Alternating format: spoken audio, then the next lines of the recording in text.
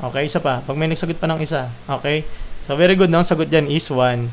Kasi, sabi natin, yung sin x daw squared plus cosine squared x equal yan sa 1. No? Pythagorean identities yan. And proven na yan. Tsaka kung na lang siya di-discuss, no? Medyo mabilisan lang kasi tayo ngayon. Letter A yan, ha? Huwag nyo kakalimutan, kasama yan kanina sa mga established na identities, no? Kuskusinsin, okay? Next. Wala tayong gagawin dyan. Ayun na yung sagot. Memorization siya, no? Sunod na lang, no? Bart the fourth. Okay? Cos theta equals 3/4. What is the sin theta? Okay?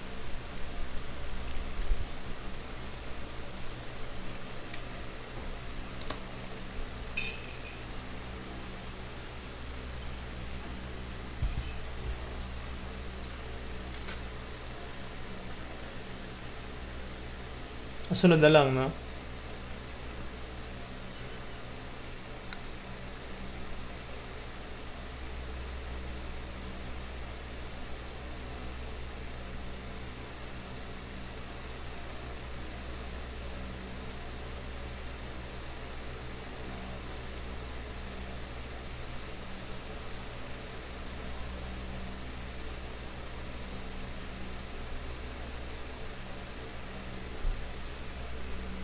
Three over 5 A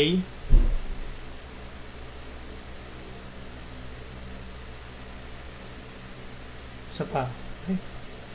Isa pa. Pagka meron pang isa. Wala po. Okay? Let's answer this one. Okay. Kasama sa mga basic na dapat yung i-memorize is yung, di ba sabi ko kanina, yung sin, reciprocal niya is cosecant. Yung cos, reciprocal niya is secant. And then yung tan, reciprocal niya yung cot.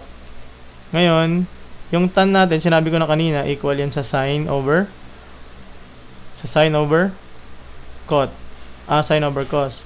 Ngayon, kung reciprocal niya si cot ay cos over sin. No? So, dito, yung cot theta mo daw, no, drawing ka,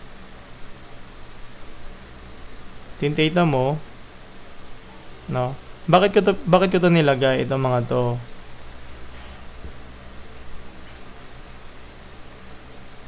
Para hindi mo na memorize lahat, no. Ang i-memorize mo lang is yung SOHCAHTOA. Meron pa kasi yung isa, no, SOHCAHTOA.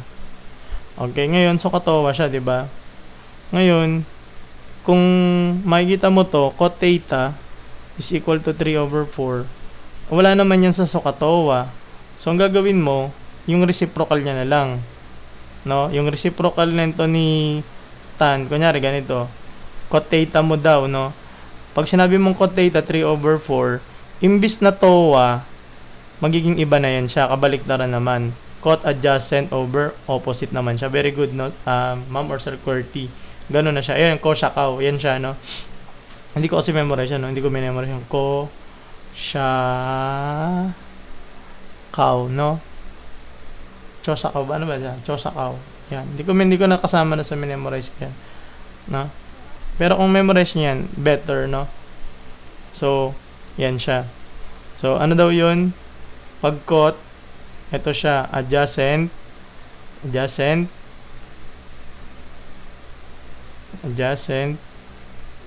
over opposite. No, kabaliktaran siya ng tan. No? Kabaliktad sila. Ngayon, mali pala yun, Hindi pala yun yung kailangan natin. Ang kailangan pala natin na relationship is yung kung TOA is tan equals opposite over adjacent, ang kailangan natin is yung cot is equal to adjacent over opposite. Ngayon, ito yung theta mo, sabi natin adjacent daw. Ano adjacent mo? 3. Ano opposite mo? 4. Ngayon, kung memorize mo yung 3, 4, 5, pinapakabisado ko nung nakaraan pa sa inyo, I hope memorize nyo na yun. Ito, kahit hindi na natin isolve 5 yan. Kaya ko agali si Pagsihan. Wala akong pake kahit hindi kayo mag-give, no? Okay? So, ito na siya. Tapos ang sunod mong gagawin ngayon, what is sine theta? No? So ito yung theta mo. Paano nga ba sinabi mong sine? Opposite over hypotenuse. No? Opposite mo, 4. Ano yung, ano mo, yung tawag dito, hypotenuse mo, 5.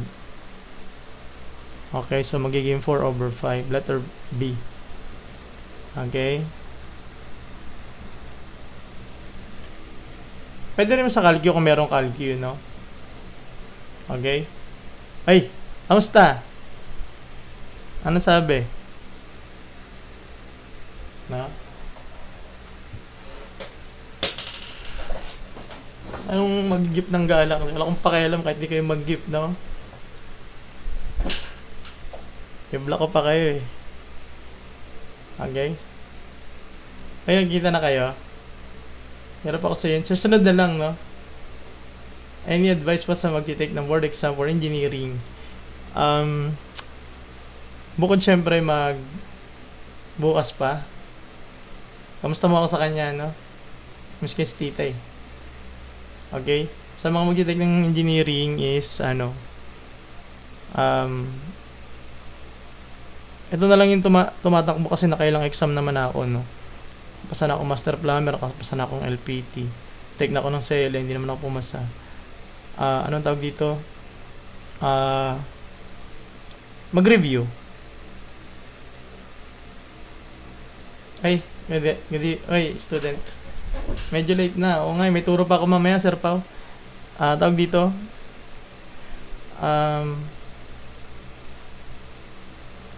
Ilagay niyo yung position niyo dun sa, sabi nga doon sa nabasa ko, hindi ko alam eksaktong words, pero sabi doon is, mas maganda na yung maghirap ka ngayon sa review kaysa yung pag-alis mo sa mismong board exam room, wini-wish mo na sana nag-aral ka. Na, yung parang, ay, sana pala nag-aral ako. Kasi naranasan ko na siya nung huli. No, naranasan ko nung huli na parang, ay, sana pala nag-aral ako kahit papahan. No? Ganun. Ayun lang yung pinaka-advice ko doon. Bukod sa, kasi syempre, pag nagre-review ka sa board exam, parang wala no? Parang, ano man tawag dyan? Parang, wala nangyayari kasi napag-iiwanan ka. No, parang, wala nangyayari No, parang ganun. So, isipin mo, walang nangyayari. Hindi mo alam, pag di ka nag-review at inuna mo yung parang gala-gala, di ba? No, pagkagala-gala kasi masaya yun di ba? Pero pag mag-exam ka na tas nauna yun, tas onti lang yung review mo, iisipin mo yun na parang ay sayang. Ano yun sabi nito? 360 degrees sa cal. Yes. Karam nga po sa upat, sising-sisi na ako ngayon. O ganun din, di ba? Parang di na ako sure kahit nagre-review na ako. Ang ano ko dyan, para malaman mo na nakakasabay ka ba dun sa mga nagre-review. Habang nagre-review ka, tawag dito, habang nagre-review ka, parang chinecheck mo yung ibang mga tanong sa online. Lagi namang meron yung meron mong kasabay. Hanggang 10 lang tayo, no? Para 1:30 lang, no? Okay? Tapos na ako nag-practice na ako dati. Siguro, pagka yung mga kaibigan ko kasi naiwan sa sa CE. No, nandyan pa yung mga kaibigan ko. So, minsan, kagaya dapat kahapon, nag-chat sila. Kahapon o kanina? Kahapon, nag-chat sila na pipirma dapat ako ng master plumber, 'di ba? Yung plano sa plumbing. Kaso nga lang, sabi ko, 2 months pa bago magkaroon kami ng license saka ng yung para makapirma-pirma, 'di ba? Wala pa wala pang outtaking. Pero nandiyan pa rin naman kami, no? And mas nauna naman ako sa kanila nagkaroon ng experience bilang engineer dati. No? Kaya mas marami akong alam kahit paano. Pero syempre, tagal na nila doon, no? Mas marami na sila ngayon. Dati mas marami ako. Side adjacent to A is 6, hypotenuse is 10, find cos A. Alam mo na to, no? Nakita mo na yan, 6 blank 10. Alam mo 8 yan. Kahit di ka na mag-solve. No? BS Math review, find difficult cause. Ay paturo pa engineer. BS Math? BS EdMath. Ito na yun, no? So, ang gagawin mo dyan, alam mo na agad to, ha? Hindi ko na kailangan computein. Marami tayong video niyan, no? So, pag sinabi mong cos, ano yung sabihin ng cos? Edi mag-rely ka lang sa SOHCAHTOA. SOHCAHTOA. Ano yung ka? Cosine is equal to adjacent over hypotenuse. Ano yung adjacent? Ito yun, no? Adjacent sa A, so 6. Ano yung hypotenuse mo? 10. No, so 6 over 10. Pag dinivide mo yan, alam mo na yung 0.6. Hindi ko na kailangan divide yan, ha? Okay? Number 10. Congratulations sa mga tama. Very good, no? Letter, sagot na? Letter B. No?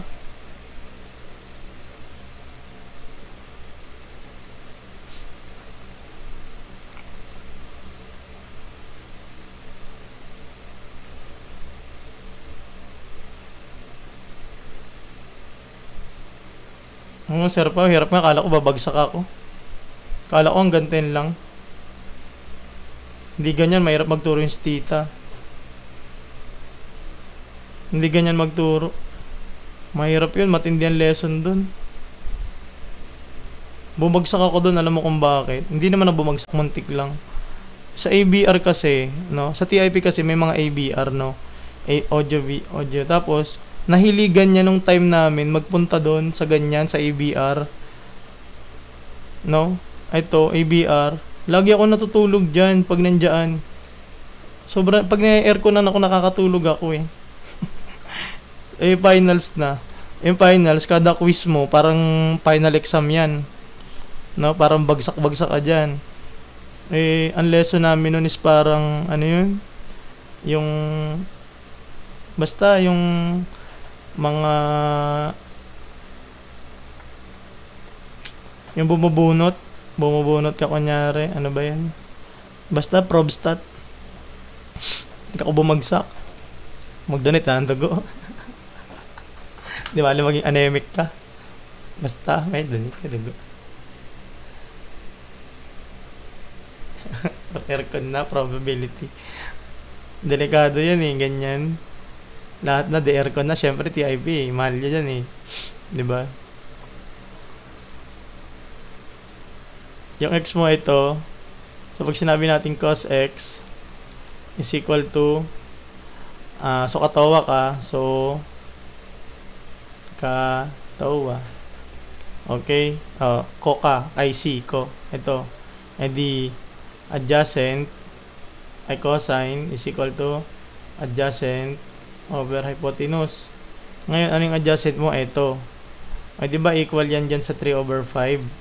E di yung adjacent mo is 3, yung hypotenuse mo is 5. Kahit hindi ko na i-solve, alam mo yan, 4. No? Hindi ko na kailangan i-solve yan, no? Memorize siya dapat yan. Okay, ngayon, ano yung hinanap mo? Sine. Hanapin mo dito yung sine. Sabi niya, yung x mo daw, no? Sine x. Ibig sabihin, dito ka sa x. Ano yan? Opposite, tapos hypotenuse, no? So, yung sin x mo is 4 over 5, no? So, ganyan siya. Matik na po ba talaga nun? Yes, ma'am. Para hindi nyo na siya isosolve. Kasi kung hindi nyo gagawin yan, magpipythagorean theorem. Kaya, kunyari, hindi natin alam to. Gawin mo yan siyang, sabihin natin, gawin natin siyang letter M. Gawin natin letter M. Hanapin mo ngayon yan. Edi 3 squared plus M squared equals 5 squared. Ngayon, magiging 9 plus ito, magiging ano to? M square equals 25. Ngayon, lipat mo to doon, magiging M square equals 25 minus 9, magiging 16. I-square root mo pa, di ba? So, magiging 4. Bakit hypotenuse yung 5? Kasi, sa cosine, ayan o. Ano sabihin ng value ng cosine? Adjacent over hypotenuse. Okay? So, yun lang muna siguro. Ang ganda lang tayo. Kasi may turo pa ako mamaya eh. Meron ako. Medyo natagalan tayo kanina. Okay? Upkat tayo bukas siguro. Or ituloy ko na lang to. Depende kung makagawa ako. May turo ako mamaya ng ano eh. Baka meron ako dyan mga ano. Meron ako mga estudyante dyan, no? Mamaya nasa CBRC Manila ako, no? CBRC Mabuhay, no? Yung Mabuhay Rotonda.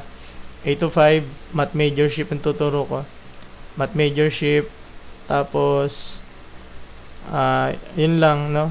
Hindi ko alam kung mamaya kung matutuloy yung UPCAT natin. UPCAT, baka hindi ako makapag-research eh. Kung hindi, tutuloy ko na lang tong Trigo. Sa website nila. Ay, locked in na sana ako eh.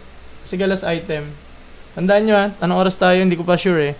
Pero makakauwi ako nyan kung 5 PM yung tapos ng klase. Baka makauwi ako 7 PM pa. Kanina kasi yung exam ko, 7 to 11. Nakala ko 7 to 10 kakayanin. Hindi kinaya. No? Ay, thank you rin po sa mga ano. Okay, yung YT natin ito. Search na lang Sir Tokwa ha. Dito sa ating YT. Ito, Reels dyan. Dito tayo nagla-live. Okay? Kung napapansin nyo, bigla na lang yung may mga nagsumasagot dyan na parang, yung mga nag-i-spam tsaka yung makukulit sa comment section. Hindi na yan nakaka-reply bigla, no? Dahil minsan, maiksi yung pasensya ni Sir ninyo, no? And, alam nyo na, binablock natin para walang makulit, ano? Gusto lang matuto dyan, magko-comment lang ng okay, di ba? Alam ko naman dyan kung sino yung mga makukulit, no? Matagal ko nang alam. Eh, kagabi lang kasi binagbigyan natin. Ngayon, medyo maiksi yung pasensya natin kaya meron dyan siguro mga 3 na block ko ngayong gabi, no? Isang oras lang. Okay? So, kung gusto nyo matuto, no, dito lang, follow nyo lang tayo dito, no? And, okay mag-alala, no? Lahat ng mga gusto matuto dito, nag-i-stay. And yung mga walang respeto, no? Dito tayo, tapos kahapon, tapos ang aga mo din sinagot yung DM ko. Parang di ka matarot. Halos wala. Halos wala. Sir pa. No? Mamaya parang wala. Last para rin bago matulog. Kasi last item. Ano to?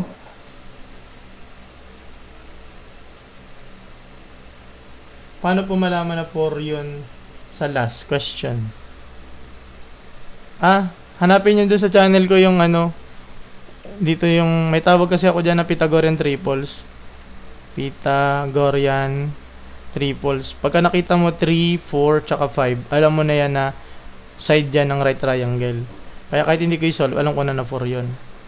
No, hanapin nyo doon sa channel natin na meron yan. Ito, ano to? Sabi nyo dyan, sin 60 times cos 30. Last item na to Kasi gagawa pa ako PowerPoint eh. Cos 60 times sin 30. Okay? May dalawang paraan. Sagutin ko na natin, no? Very good, no? Sir Pao, sin 90. No? Yun pala sinasabi na baka lumabas sa UPCAT. Okay? So, tinan nyo to. Actually, pwede mo naman siyang hanapin yung value ng kunyari, sin 60. Ano ba sin value sin 60? Edi cos, ano yan siya? Cos 30. So, square root of 3 over 2. Anong cos 30? Anong cos 30? Kapareho sila. Tama ba? Tama ba? Cos 30. Kapareho ng sin 90. Yes, di ba? Tama ba? Same. Very good, no? Tapos, cos 60. Anong value ng cos 60? Kailangan memorize nyo to, no? Kasi kung walang calculator doon, alam nyo kung bakit nagyayabang yung mga dumadaan dito ng mga engineer, no? Yung mga kahahambog, no? Kasi may calculator doon. Tanungin mo yan ng walang calco, hindi makasagot yan. Yung mga dumaan dito, hindi ko binablock yung ibang ganun eh. Pinapabayaan ko silang makinig baka kasi hindi nila alam at gusto nilang matuto din, ano. Pero pag masyadong bastos, no, di binablock. Pag ganitong gusto matuto, pero nagyayabang-yabangan lang, hindi niya yan alam, no. Ginagamit yan calculator para malaman niya yung sin 60, cos 60. Kasi yung mga normal na estudyante sa engineering ng high college, hindi nila alam yan, no. Mga naghahambog-hambugan dito.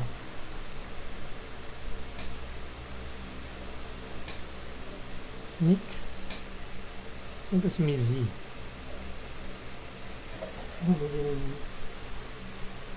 Ay, si ano? Ate Z? Yoko, English yun eh. Mga English yung mga bata, nahirapan ako mag-English. Ate ano? Yan, tapos itong cos 60, anong balance cos 60? 1/2, tapos ano tong sin 30, 1/2 din. Multiply mo ngayon yan, magiging square root of 3 times square root of 3, magiging 3 na lang, tapos 4, tapos ito naman multiply mo, magiging 1/4, so magiging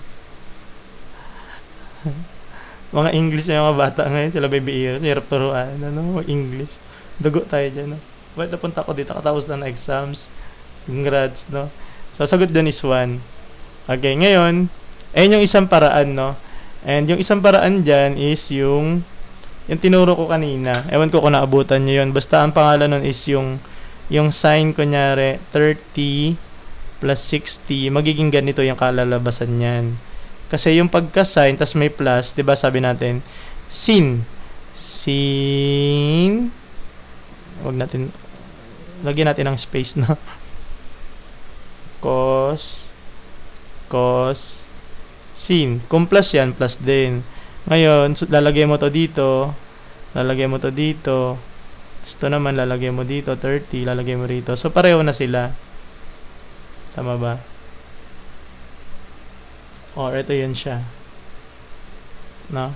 Sin, cosine, pag cosine, di ba? So, yun yan. So, para lang din siyang, ito, pag pinagsama mo yan, parang sin 90. No? Kaya mahalaga, alam mo yung mga value nitong 60, 30, yung 45, tsaka itong 90. Kasi, hindi kayo gagamit ng calcu. Kailangan pa nga dyan, iba-iba. Basta basic na math lang, tinuturo ko. Na? Memorize nyo yan. Susunod nga niyan, kailangan memorize nyo yung mga nakapay. Anong tawag pag nakapay? Sir Pao, anong tawag dyan?